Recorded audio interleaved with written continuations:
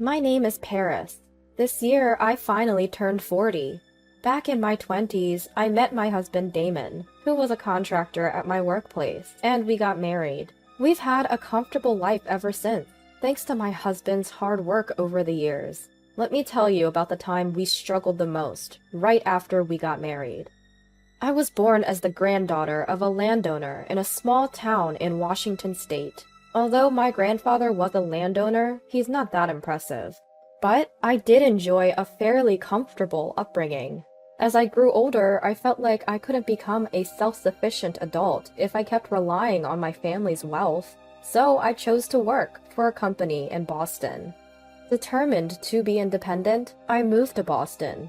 I didn't tell my husband that I was a landowner's granddaughter until we decided to get married. The reason was simple. I didn't think it was necessary. I was living off my own salary without relying on my family's money. So when my husband came to visit my family home, he was surprised by its size, but didn't make a big deal about it. I felt reassured that his attitude didn't change after learning about my background, and decided to go ahead with the marriage. Had he changed his behavior, I might have called off the wedding, suspecting he was after my family's money. One day, as we were discussing our upcoming wedding, my grandfather suddenly passed away. Since we were already engaged, my husband and mother-in-law attended the funeral. My mother-in-law suddenly said, "Isn't that Congressman Mr. Douglas?" She was referring to a politician my grandfather had been friendly with. Even though we were small-scale landowners, we had some connections in political and business circles. Impressive you noticed. Excuse me for a moment, I'll go say hello. I walked over to greet Mr. Douglas, but I couldn't shake the feeling that my mother-in-law was watching me intently, even from a distance. After the mourning period for my grandfather ended, we got married. We were enjoying the sweet atmosphere of newlywed life when something happened. "Paris, are you home?" During the daytime, when my husband wasn't around, the doorbell rang. It was my mother-in-law, and I was caught completely off guard by her sudden visit. Mother-in-law? Just a second! Let me get the door! As I scrambled to open the door, mother-in-law says with a smile, "Sorry for the surprise, just wanted to see how you're doing." I apologize while trying to fix my disheveled hair. "I'm sorry for the way I look." "Mother-in-law, Damon's not here today. He's at work." "That's fine. I actually came to talk to you. Just wanted to make sure Damon's not causing any trouble." Mother-in-law asks various questions, like how my life with her son is going, and if I'm facing any challenges. I'm relieved for a moment, glad that mother-in-law is understanding. But then she sips her coffee, straightens her posture, and says, "By the way, I heard from Damon that your family in Paris owns land?" I didn't expect such a question out of the blue. Still thinking it's just small talk, I answer, No, it's not like that. My grandfather just owns a little land. It's not a big deal." Mother-in-law smiles and asks, "But your family's well off, right?" Something about this makes me uneasy. I manage to keep a smile and play it off. As I suspected, the conversation shifts to awkward topics like my income and whether I'm getting any financial help from my family. From then on, mother-in-law starts visiting our home whenever Damon is not around. She'll look around and always say, "You should ask your parents for help." This happens especially when the house is a bit untidy or after she's taken a peek in the refrigerator. I can tell she's implying, "Why don't you hire a housekeeper?" Or, "You should ask for grocery money." Not wanting to argue, I brush it off each time with a laugh. Then one day, I noticed my card holder was missing. It was a small branded gift from my mom when I got my job. I'm not fond of expensive things, but I remember Mom saying, "Let me do this much for you." And I treasured it, even though it was a bit worn out. I searched everywhere, drawers, bags, but couldn't find it. So casually, I asked mother-in-law, who sometimes helps with cleaning, "Have you seen a yellow card holder?" I thought she might know because she sometimes helps me clean our house. What she says next is completely unexpected. "Oh, that? It was so lovely, I took it." I couldn't believe what was happening. Taking other people's things without asking? Is that acceptable now? I briefly wondered if I'd missed some new custom, but no, that can't be it. Great souvenir. Thanks! Why am I being thanked for something I never gave? I was so shocked I couldn't find the words.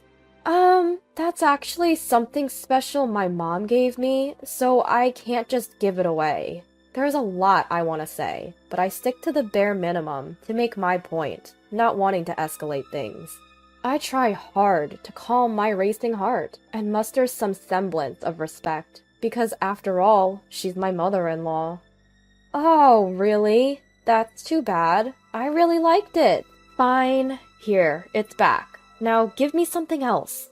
Wow, I'm stumped. I couldn't believe it. I really wanted that card holder back, so I exchanged it for some organic tomatoes we'd gotten from a neighbor. She seemed unhappy with the tomatoes at first, but once I explained they were organically grown and hard to find in stores, she seemed satisfied.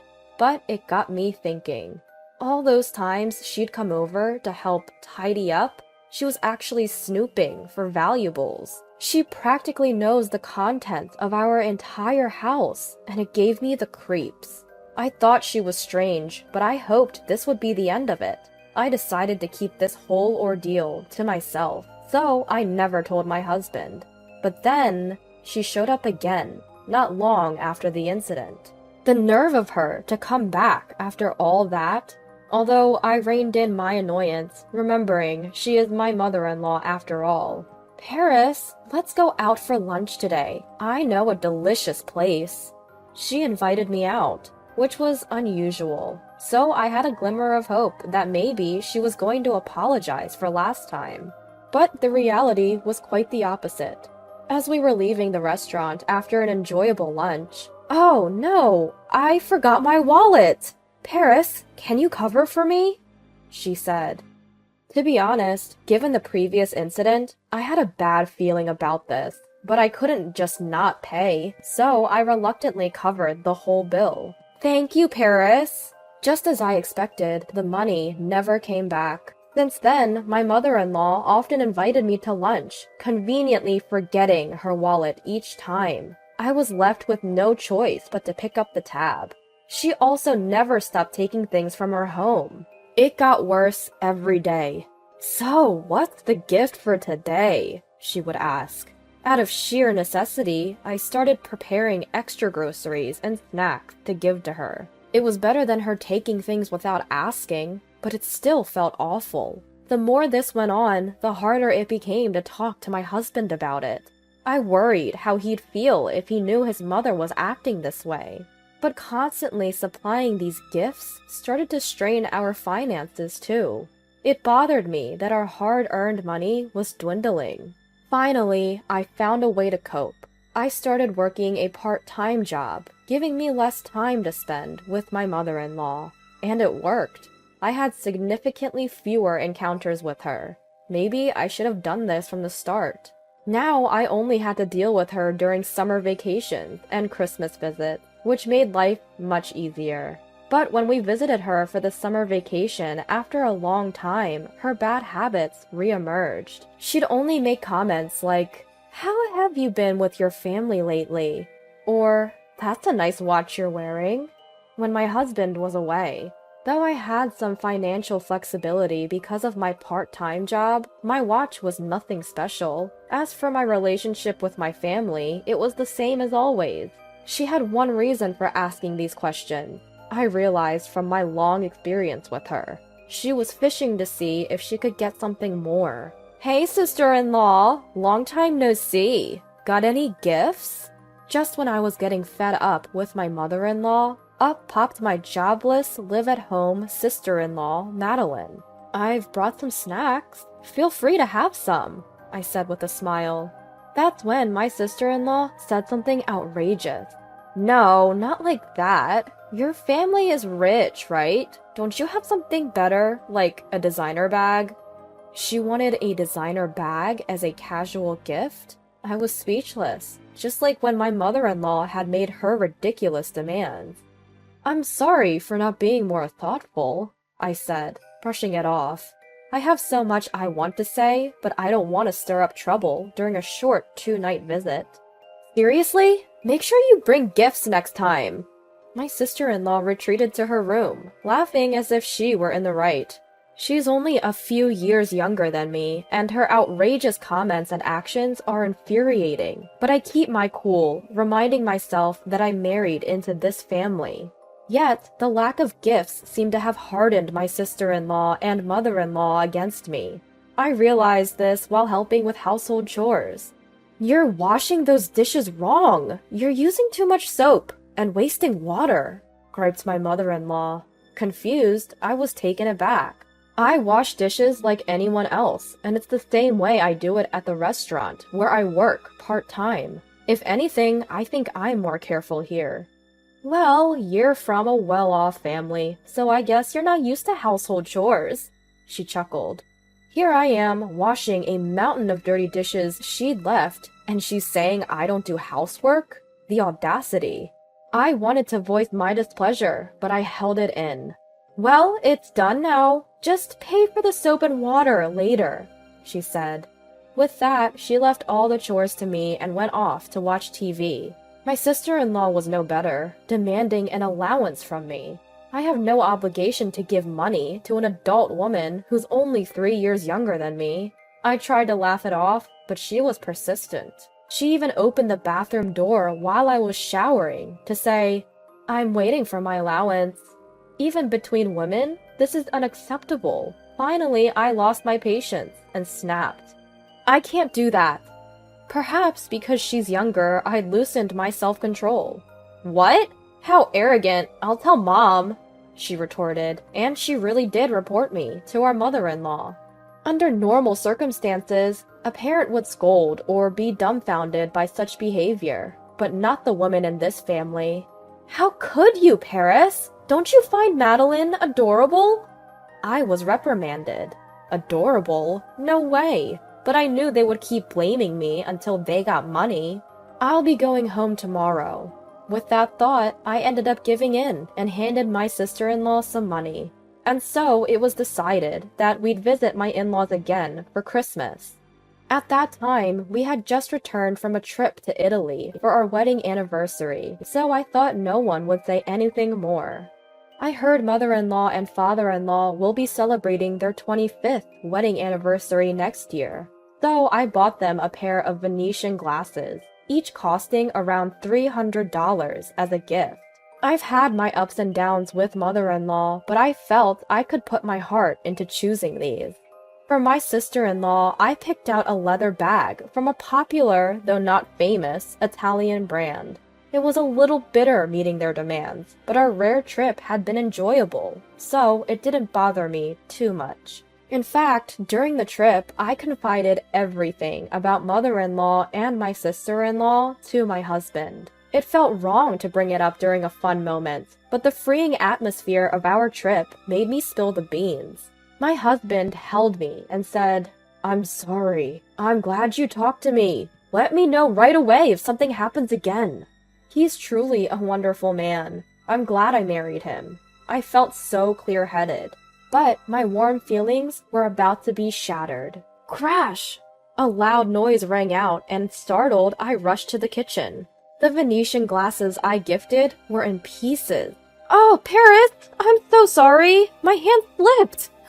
Mother-in-law was laughing as she said this. Could someone's hand really slip and break both glasses? It's a lie. She did it on purpose. I couldn't help but glare at mother-in-law. For a moment, mother-in-law hesitated, but then laughed it off. They break so easily.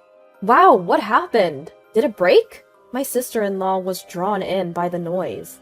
Yes, it did. It was just an accident. This is not how someone who breaks a gift within hours should act. I couldn't believe the nerve of these two, laughing non-stop in this situation. Memories of past grievances flooded back. I'd carefully chosen these gifts, thinking of mother-in-law and father-in-law. I stared at the broken glasses, my heart sinking, when my sister-in-law looked at me.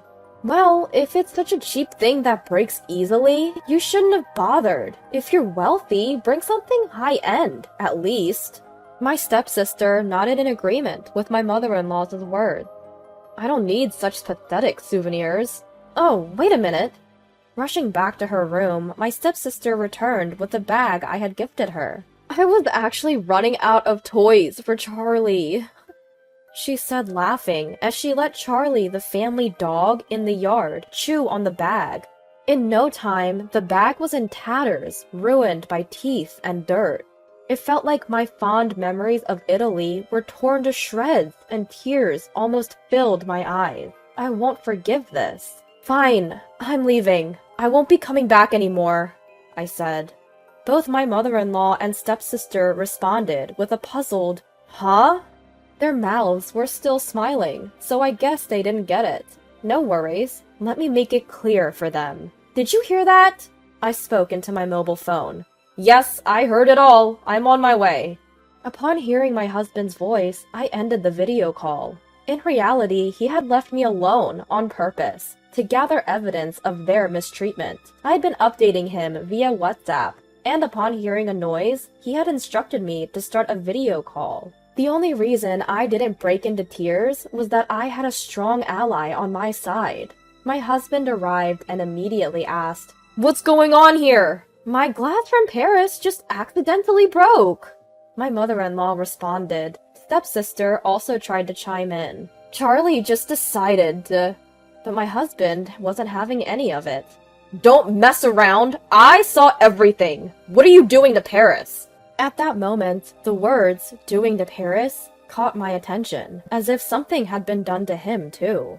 "Well, you don't give us much money, do you? Paris is your wife. It's okay, right? It's her duty," my mother-in-law retorted. I was stunned. Could it be that they were mooching off my husband as well? "Mom and your bunch have always been messed up. Stop leeching money off your kids." With my husband's words, suspicion turned into certainty. Turns out, he'd been asked for money by his family for a long time, too. Before we got married, they even created debts under his name, which he ended up paying off. After marriage, the money grubbing continued. It seems he just didn't lend them anymore. I was truly shocked to find this out, but maybe he felt it wasn't necessary to tell me, just like I hadn't told him I was the grandchild of a landowner. He probably thought it was a problem only he had to deal with. Never could he have imagined that they'd target his wife. But since my parents were landowners, they now targeted me. How far will these people go to squeeze money out of others? It's disgusting. Even if they're my husband's family, they're awful. That's it! If you're going to go after Paris too, then it's a different story. My husband raised his voice. From now on, I'm cutting ties with this family. I'll sell off everything I bought. From cars to household items, you better find a new TV and fridge, quick! At this moment, my mother-in-law and sister-in-law were visibly stunned. And for good reason. The only people living in this house are my retired father-in-law on pension, my homemaker mother-in-law, and my unemployed sister-in-law. This household doesn't have the means to recover the household items if they're sold. My husband and I, who work hard outside and earn our own money, must have been seen as reliable support. "Let's go," said my husband, pulling my hand. We left the kitchen. But from behind, my mother-in-law and sister-in-law chased after us. "Wait! Please, don't abandon us! We won't ask Paris for gifts anymore!" At these words, my husband stopped. "Stop making basic decency sound like a favor! It's messed up to demand money and gifts in the first place!" At my husband's cold response, my mother-in-law and sister-in-law looked disheartened. Do they not understand common sense? It's almost pitiable. My husband threw them a small lifeline. "If you can write up a contract, we can reconsider." Upon hearing this, my mother-in-law and sister-in-law said, "A contract?" looking puzzled. The agreement was straightforward, meant for someone committed to working hard. No contact or communication with me when my husband isn't around, and to pay back all the money they've borrowed so far.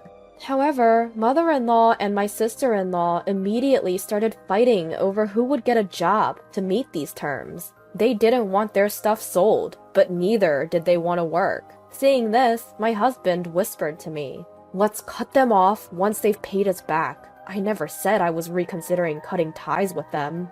I couldn't help but laugh. I completely agreed. I didn't want to be associated with these people who had nothing better to do than rely on others. After that, we never visited my husband's family home again. Over 10 years have passed. The financial state of my husband's family has been in shambles, struggling to pay rent, daily expenses, and other debts. Mother-in-law and my sister-in-law are working, sort of. But with no qualifications or solid work experience, they're stuck in low-paying jobs, or in poor work environments. Given their selfish attitudes, it's no surprise they can't hold on to a job. Despite that, they don't want to give up their lavish lifestyles, so their debt keeps piling up. They keep reaching out to my husband, begging for help, but he's firmly rejected them, effectively cutting off ties. As for my husband, his diligent work has paid off, and he's climbed the corporate ladder quite impressively. I've quit my part-time job and returned to being a stay-at-home mom. We've had a child, and my husband has created an environment where I can focus solely on raising our kid. Now my life is as peaceful and fulfilling as when I lived with my parents, if not more so. I'm grateful for having such a wonderful husband. Your parents' achievements don't define you. Similarly, if your parents are terrible, it doesn't mean you'll turn out the same way. What matters most is your own character, no matter the circumstances you were raised in. I intend to keep growing, to always be that better version of myself.